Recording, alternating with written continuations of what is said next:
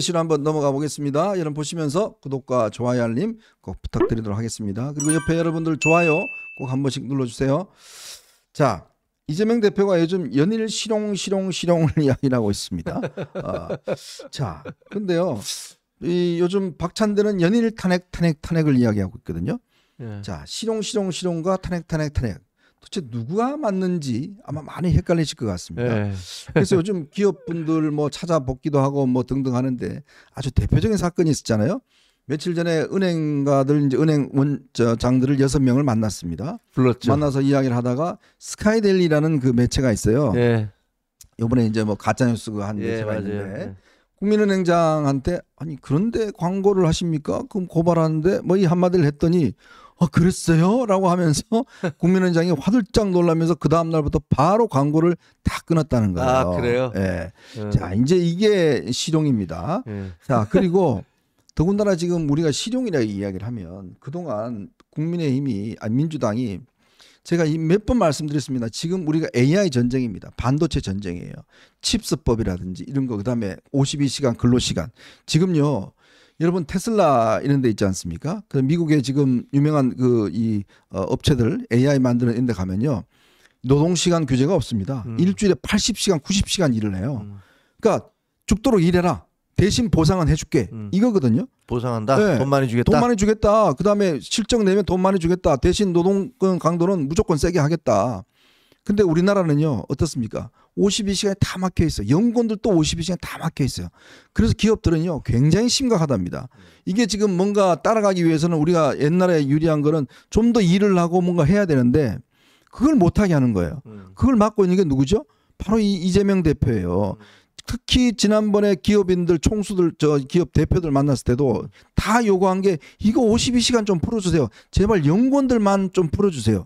라고 했는데도 안 해요. 근데 이게 실용이에요? 이게 경제의 성장이에요? 이게 지금 실용이라는 게, 저분이 얘기하는 실용이라는 게 얼마나 말이 안 되는가를, 물론 이제 저분이 실용이라고 얘기해서 내가 실용이라니까 진짜 실용인 줄 아냐 뭐 이거잖아요. 과거에 뭐 박근혜 대통령한테 존경한다는가 뭐라고 얘기했다가 다른 사람들이 뭐 이게 무슨 소리냐 그랬더니 지지자들이 내가 무슨 존경한다니까 진짜 존경하는 자 아느냐라고 얘기해서 그게 이제 화제가 됐었잖아요. 하여튼 뭐 그 믿을 게 못 되는데 이분이 그렇게 얘기했는데 만약에 실용을 한다면 말이죠. 양곡법이 대표적인 거잖아요. 맞아요. 아니 지금 쌀이 남아 돌아서 생산이 지금 초과되고 있지 않습니까? 그런데 그 가격이 어느 정도 이하로 떨어지면 그거를 정부가 다 사준대요. 그렇지 않아도 지금 그 쌀을 창고에다 보관해서 그 보관료가 수천억씩 든다는 그런 보도가 나오고 있는 마당에 술 만든대요. 그래서 술 만들고 뭐 이게 어떻게 할 거냐고요. 근데 이거를 무조건 쌀을, 사람들의 쌀 소비가 줄어들고 있기 때문에 쌀이 아닌 다른 것들 작물을 갖다가 재배하도록 이끌어 가야 되는데, 만약에 양곡법이 도입돼서 쌀값이 어느 정도 이하로 떨어지면 무조건 다 사준다면 농민들이 누구나 다 쌀 농사 지을 거 아닙니까? 그럼 딴 거 안 하죠. 그러면 생산이 더 늘어날 거 아니에요. 그럼 생산이 더 늘어나면 더 많이 사야 되고 악순환이 계속되는 거예요. 그럼 그 창고 보관 비용 계속 드는 거고. 아니 이런 말도 안 되는 법을 표를 위해서 이걸 지금 추진해서 계속 올리고 있는 사람이에요. 아니 이게 실용입니까? 이걸 실용이라고 얘기한다면은 정말 누가 얘기한다고 파리도 새인 거죠. 말도 안 되는 짓을 하고 앉았고, 그다음에 실용을 얘기하면서 이 노란봉투법이라는 그럴듯한 이름으로, 그게 무슨 노란봉투법이에요. 사실은 그 불법 파업 장려법이지.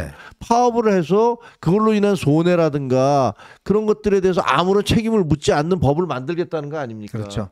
이게 정상입니까? 이런 주장을 하는 사람들이에요.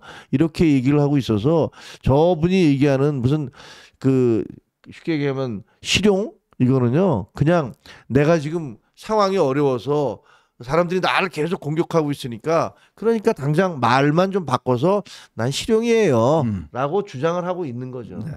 제가 진짜 이재명 대표가 성장과 실용을 이야기한다고 그러면 당장 박찬대 이렇게 불러서 야 찬대야 좀 맞고 좀 하자. 너 맨날 왜 탄핵 이야기하니 지금? 자 지금 최상목 대행 탄핵하면 어떡하려고 그래? 너 지지율 떨어지면 책임질래? 그래서 엎드려 뻗쳐 한다 그러면 제가 이재명 대표 말을 믿겠어요. 근데 원내 지도부는 완전히 얘들은 강성으로 가서 맨날 그냥 흔들기 탄핵, 지금 오죽하면요 이진숙 지금 방통위원장이 다시 돌아오니까 또 협박을 하고 있어요. 그렇죠. 또 탄핵한다고? 또 최상목 때는 또 탄핵한다고 하고 있어요. 그리고 지금 당내에서 말입니다. 일부 의원들이 우리 너무 좀 그렇게 하지 맙시다 하니까 갑자기 그 누굽니까?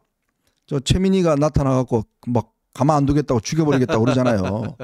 그런 사람을 예를 들어서 지적하도 해야 되는데 그런 사람들 가만히 놔두고 실용한다고 그러니까 국민들이 믿겠냐고요. 그러니까요. 어떻게 보면은 두 마리 토끼를 잡으려고 하는 거잖아요. 네. 그러니까 예를 들면 강성 지지자들, 이른바 개딸이라는 사람들을 끌어안기 위해서는 자기가 나서면 공격을 받으니까 그거는 죄송합니다. 쫄병이라고 얘기할 수 있는 박찬대 원내대표를 밀어내고 그 앞세워서 계속 강성 발언하게, 혹은 최민희 같은 사람이라든가 뭐 정청래 이런 사람들 내세워서 강성 발언하게 하고, 자기는 양의 딱 그 가면을 쓰고 나는 이렇게 착한 사람이에요. 나는 이렇게 중도적인 사람입니다.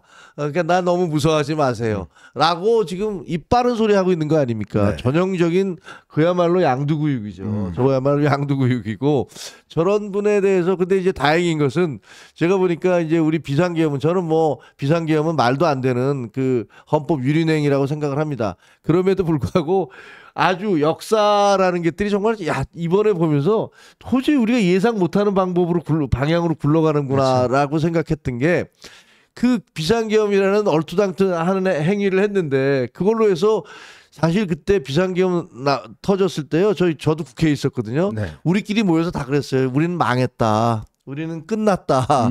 누가 봐도 이게 말이 안 되는 거고, 그리고 이게 성공할 수가 없기 때문에 심지어는 친윤 의원들조차도 그러더라고요. 우리 이제 대통령 하야하는 방법밖에 없을 것 같고, 네. 우리는 이제 죽었다. 30년 동안 이제 우리는 이제는 보수는 이제 얼굴도 못 들고 다니겠다. 뭐 이런 얘기들 했었거든요. 근데 웬걸 그게 그렇게 됐는데 전혀 그런 걸 의도는 하지 않았겠지만, 그 이후에 민주당과 이재명 대표가 거의 얼마나 잔인하고 잔혹하고 계엄 마치 점령군처럼 마구잡이로 밀어붙였잖아요. 그렇죠. 그랬더니 국민들이 저런 이상한 놈들이 다 있어. 얘도 진짜 문제지만 이 자식도 참 나쁜 놈이네.